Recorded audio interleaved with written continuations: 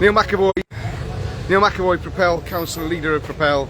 I'm at the picket line this morning with council staff in Cardiff, and as a Cardiff councillor, I'm absolutely disgusted with this Labour council. I've been told by staff that there is a pay dispute, so we know that, and Cardiff Council is refusing to speak to staff, refusing to speak to members. I mean, many of these people here, to show you, many of these people here on the picket line actually pay the political levy to the Labour Party, and you've got Labour councillors, red Tories basically, let's be honest. These guys are the Conservatives in Wales, really, your Labour councillors, and they're refusing to speak to these staff about pay conditions, and the allegations I'm picking up about staff being bullied, which I know about, to be honest, very, very serious, very, very serious. So it's going to have a mingle and maybe say a few words to staff. Is that okay? Say a few words to staff. If somebody can hold this would be really useful. Let me just swing it around, just on me at the minute.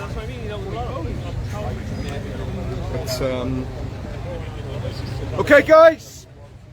Neil McEvoy, I'm a Propel councillor in Fairwater, so I'm elected to serve the residents of Cardiff.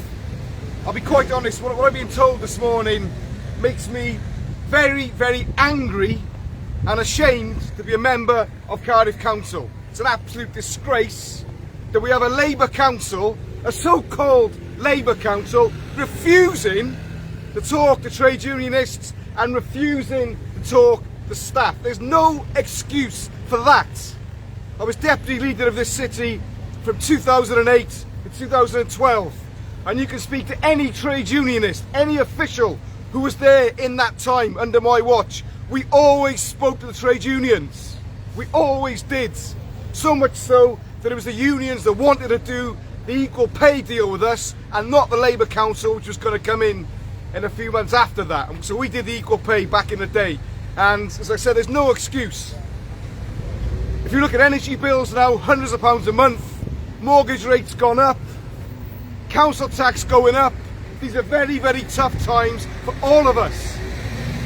And of course, it's shocking to hear that you've had a 27% pay cut over the last few years.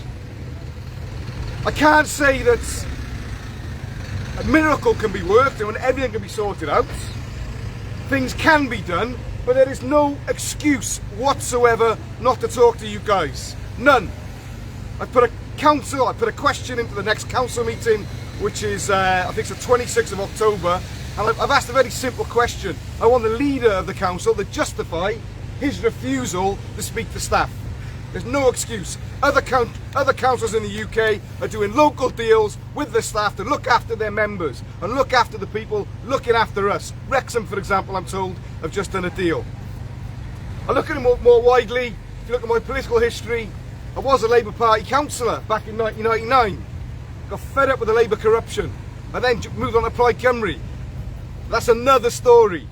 I mean, you're talking absolute huge corruption in Cardiff Bay between the Labour Party, with the Labour Party, and with their lapdogs. That's what they are in Plaid Cymru.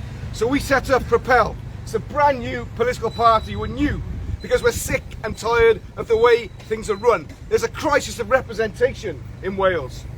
You guys, who do you go to? Where are your Labour politicians? Where are they?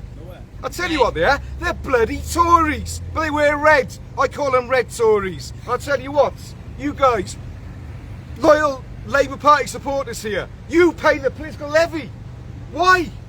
Why are you paying these people to take the piss out of you, essentially? Because that's what they're doing. So what I would say to every single council worker here, okay, don't vote Labour. Give your councillors a hard time, the Labour ones, who are absolutely dumping on your families. And stop paying the political levy. Stop giving these people your money so they can take the piss out of you with your own money. So I tell you what, when you have the next council election, what will he be telling you to do? Vote Labour. Vote for the people who won't even speak to you now. Yeah. I tell you what, if you want to pay a levy, come and pay a levy to Propel, because we will support you, and we're a party for the people and for workers in Wales. luck. I'll be back again. Jochenbauer. Nice one, go on. Nice, Neil.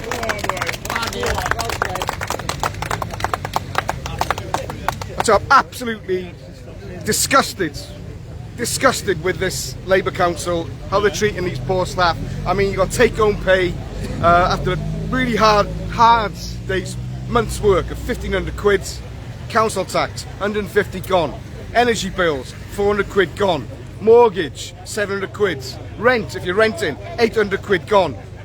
What's left? What is left?